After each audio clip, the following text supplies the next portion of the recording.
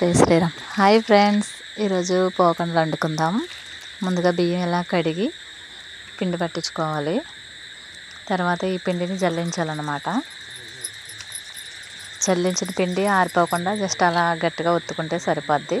ఇప్పుడు పక్కన పెట్టుకుని 2 కేజీల బియ్యానికి కేజీ లేదంటే కేజీన్నర వేసుకున్నా సరిపోద్ది. బెల్లం తురుముకున్నా పర్లేదు, చిన్న చిన్న ముక్కల కింద కొట్టుకున్నా పర్లేదు. అందులో ఒక 4-5 యాలక్కాయలు వేసుకుని, ఒక గ్లాసుడు వాటర్ వేసుకుని పొయ్యి మీద పెట్టి పాకం పట్టుకోవాలి. పాకం జస్ట్ ఉండలా వస్తే సరిపోతుంది, లేత పాకం అన్నమాట. ముందు ముదురు పాకం అయితే అరిసెలకి, అలాగే లేత పాకం ఉండలాగానే రావాలి.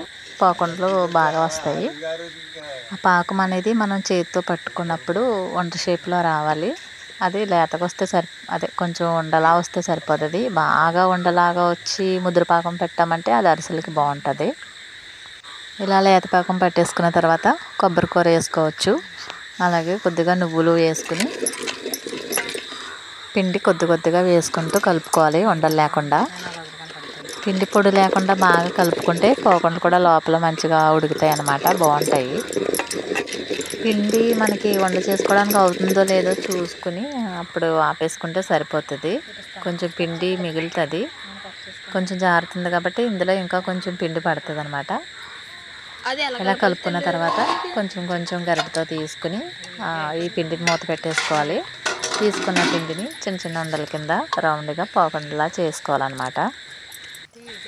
ఇలా పోకుండలన్నీ రౌండ్గా మన ఇష్టం వచ్చిన సైజులో చేసుకుని పక్కన పెట్టుకోవాలి. కొంచెం ఎక్కువగానే చేసుకుంటే ఒక ఆయికి వేసుకోవడానికి ఈజీగా ఉంటుంది అన్నమాట. ఇలా 1 by 1 రౌండ్గా చేసుకోవాలి. నేనైతే కొంచెం పెద్దవి చేశాను, ఇంకా చిన్నవి చేసుకుంటే ఇంకా చాలా బాగుంటాయి. నెక్స్ట్ పొయ్యి మీద కళాయి పెట్టుకుని అందులో ఆయిల్ వేసుకోవాలి. ఆయిల్ వేడైందో లేదా అనేది కొంచెం పిండి వేసుకుని ఇలా చెక్ చేసుకోవాలన్నమాట. నూనె మరిగిన తర్వాత మనం చేసుకున్న పావుకుండల్ని 1 by 1 వేసుకోవాలన్నమాట మెల్లగా. మరి ఆయిల్ ఉందని ఫుల్గా వేసుకోకుండా కొంచెం తక్కువగానే వేసుకుంటే అవి త్వరగా ఉడుకుతాయి పావుకుండలు. ఇలా మనం చేసుకున్న పావుకుండలు వేసుకున్న తర్వాత కొంచెం సేపు అయ్యాక ఒక గరిటెతో తిరిగేయాలన్నమాట. పావుకుండలు ఉడికినాయో లేదనేది రివర్స్ చేయాలి. ఒకసారి అలా కలిపితే కిందవి పైవి బాగా ఉడుకుతాయి. నెక్స్ట్ ఈ కలర్లోకి వచ్చాక గరిటెతో తీసుకోవాలన్నమాట. అంతే, ఇలా మనం చేసుకున్న పాకుండలన్నీ నూనెలో వేయించుకోవడమే. ఇలా అన్నీ తీసేసుకుని మళ్ళీ మనం చేసిన పాకుండలు వేసి ఆయిల్లో వేయించుకోవాలి. అంతే, పాకుండలు రెడీ. ఈ పాకుండలు అనేది నా ఫేవరెట్ రెసిపీ అనమాట. ఆల్మోస్ట్ నేను చిన్నప్పటి నుంచి చాలా సార్లు చాలా ఎక్కువ తిన్నవి కూడా ఈ పాకుండలే. ఓకే ఫ్రెండ్స్, వీలైతే మీరు ట్రై చేయండి, చాలా టేస్టీగా ఉంటాయి.